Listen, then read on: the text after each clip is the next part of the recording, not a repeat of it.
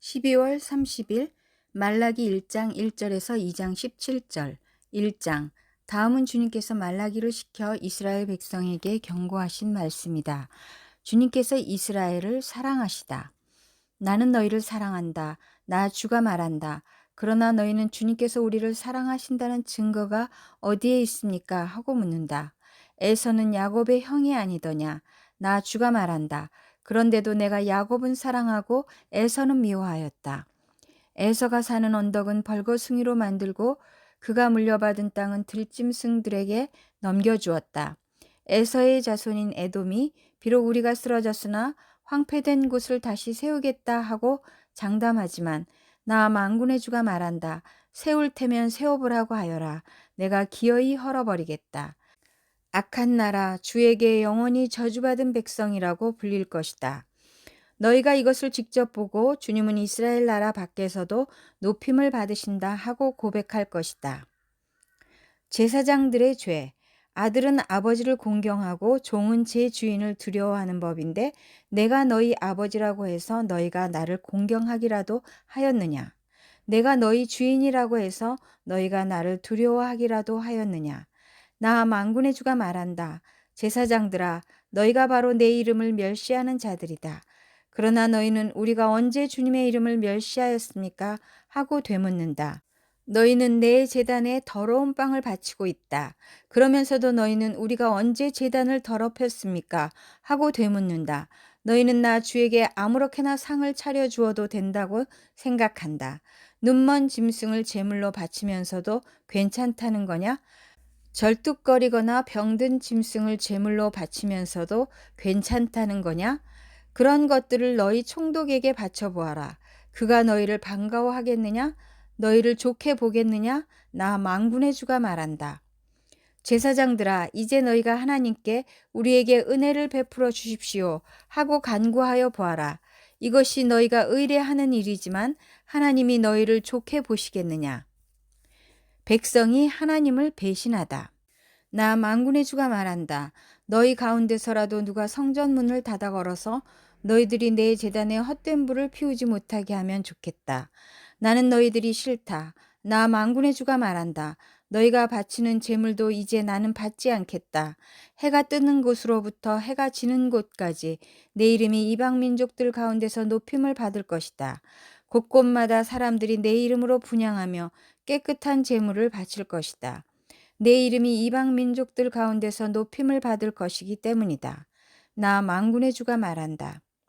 그런데 너희는 주님께 차려드리는 상쯤은 더러워져도 괜찮아 하면서 너희들도 싫어하는 음식을 제물이라고 그 위에 바치니 너희는 지금 내 이름을 더럽히고 있다. 너희는 또 이 얼마나 실증나는 일인가 하고 말하며 제물을 멸시한다. 나 만군의 주가 말한다. 너희가 훔쳤거나 절뚝거리거나 병든 짐승을 제물이라고 가지고 오니 내가 그것을 너희에게서 달갑게 받겠느냐? 나 주가 말한다. 자기 짐승 떼 가운데 좋은 수컷이 있어서 그것을 바치기로 맹세하고서도 흠 있는 것으로 바치며 속이는 자는 저주를 받을 것이다. 나는 큰 임금이다. 나 만군의 주가 말한다. 이방 민족들까지도 내 이름을 두려워한다. 2장. 제사장들에 대한 훈계의 말씀. 제사장들아, 이제 이것은 너희에게 주는 훈계의 말이다. 너희가 나의 말을 명심하여 듣지 않고서 내 이름을 존귀하게 여기지 않으면 내가 너희에게 저주를 내려서 너희가 누리는 복을 저주로 바꾸겠다. 나 만군의 주가 말한다. 너희가 받은 복을 내가 이미 저주로 바꾸었으니 이것은 너희가 내 말을 명심하지 않았기 때문이다. 나는 너희 때문에 너희 자손을 꾸짖겠다. 너희 얼굴에 똥칠을 하겠다. 너희가 바친 희생제물의 똥을 너희 얼굴에 칠할 것이니 너희가 똥무더기 위에 버려지게 될 것이다. 내가 레위와 맺은 언약을 파기하지 않으려고 이 훈계를 주었다는 것을 그때에 가서야 너희가 비로소 알게 될 것이다. 나 만군의 주가 말한다. 내가 레위와 맺은 언약은 생명과 평화가 약속된 언약이다. 나는 그가 나를 경외하도록 그와 언약을 맺었고 그는 과연 나를 경외하며 나의 이름을 두려워하였다. 그는 늘 참된 법을 가르치고 그릇된 것을 말하지 않았다. 그는 나를 불편하게 하지 않고 나에게 늘 정직하였다. 그는 또한 많은 사람들을 도와서 악한 길에서 돌아서게 하였다. 제사장의 입술은 지식을 지켜야 하겠고 사람들이 그의 입에서 율법을 구하게 되어야 할 것이다. 제사장이야말로 만군의 주 나의 특사이기 때문이다. 그러나 너희는 바른 길에서 떠났고 많은 사람들에게 율법을 버리고 곁길로 가도록 가르쳤다. 너희는 내가 레위와 맺은 언약을 어겼다. 나 만군의 주가 말한다. 그러므로 나도 너희가 모든 백성 앞에서 멸시와 천대를 받게 하였다. 너희가 나의 뜻을 따르지 않고 율법을 편파적으로 적용한 탓이다. 성실하지 못한 유다. 우리는 모두 한 아버지를 모시고 있지 않느냐. 한 하나님이 우리를 창조하시지 않았느냐. 그런데 어찌하여 우리가 서로 배신하느냐. 어찌하여 우리는 주님께서 우리 조상과 맺으신 그 언약을 욕되게 하고 있느냐. 유다 백성은 주님을 배신하였다. 예루살렘과 이스라엘 온 땅에서 추악한 일이 일어나고 있다. 유다 백성은 주님께서 아끼시는 성소를 더럽히고 남자들은 이방 우상을 섬기는 여자와 결혼까지 하였다. 이런 일을 하는 사람은 그가 어떤 사람이든지 만군의 주님께 제사를 드리는 사람이라고 하여도 주님께서 그를 야곱의 가문에서 쫓아내실 것이다. 너희가 잘못한 일이 또 하나 있다. 주님께서 너희 재물을 외면하시며 그것을 기꺼이 받지 않으신다고 너희가 눈물과 울음과 탄식으로 주님의 제단을 적셨다. 그러면서 너희는 오히려 무슨 까닭으로 이러십니까? 하고 묻는다. 그 까닭은 네가 젊은 날에 만나서 결혼한 너희의 아내를 배신하였기 때문이며 주님께서 이 일의 증인이시기 때문이다. 그 여자는 너의 동반자이며 네가 성실하게 살겠다고 언약을 맺고 맞아들인 아내인데도 네가 아내를 배신하였다. 한 분이신 하나님이 네 아내를 만들지 않으셨느냐? 육체와 영이 둘 다 하나님의 것이다. 한 분이신 하나님이 경건한 자손을 원하시는 것이 아니겠느냐? 너희는 명심하여 젊어서 결혼한 너희 아내를 배신하지 말아라. 나는 이혼하는 것을 미워한다. 주 이스라엘의 하나님이 말한다. 아내를 학대하는 것도 나는 미워한다. 나 만군의 주가 말한다. 그러므로 너희는 명심하여 아내를 배신하지 말아라. 심판의 날이 다가온다. 너희는 말로 나 주를 괴롭혔다. 그런데도 너희는 우리가 어떻게 주님을 괴롭게 해드렸습니까? 하고 묻는다. 너희는 주님께서는 악한 일을 하는 사람도 모두 좋게 보신다.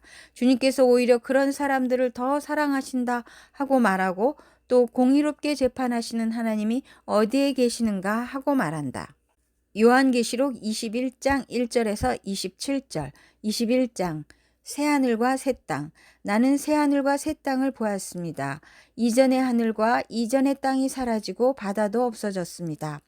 나는 또 거룩한 도성 새 예루살렘이 남편을 위하여 단장한 신부와 같이 차리고 하나님께로부터 하늘에서 내려오는 것을 보았습니다.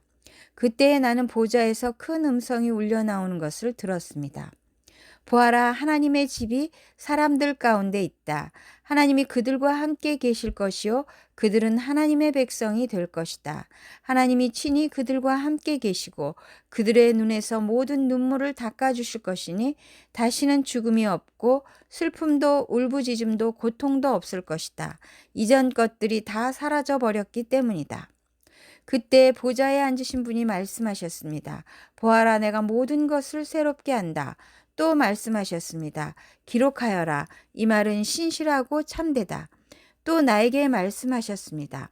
다 이루었다. 나는 알파며 오메가 곧 처음이며 마지막이다. 목마른 사람에게는 내가 생명수 샘물을 거저 마시게 하겠다. 이기는 사람은 이것들을 상속받을 것이다. 나는 그의 하나님이 되고 그는 내 자녀가 될 것이다. 그러나 비겁한 자들과 신실하지 못한 자들과 가증한 자들과 살인자들과 음행하는 자들과 마술쟁이들과 우상 숭배자들과 모든 거짓말쟁이들이 차지할 몫은 불과 유황이 타오르는 바다뿐이다. 이것이 둘째 사망이다. 새 예루살렘. 일곱 천사가 마지막 때에 일곱 재난이 가득 담긴 일곱 대접을 가졌는데 그 가운데 하나가 나에게로 와서 말하기를 이리로 오너라 어린 양의 아내인 신부를 너에게 보여주겠다 하고 나를 성령으로 휩싸서 크고 높은 산 위로 데리고 가서 하나님께로부터 하늘에서 내려오는 거룩한 도성 예루살렘을 보여주었다.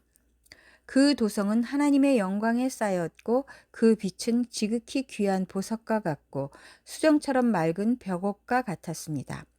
그 도성에는 크고 높은 성벽이 있고 거기에는 12대문이 달려 있었습니다.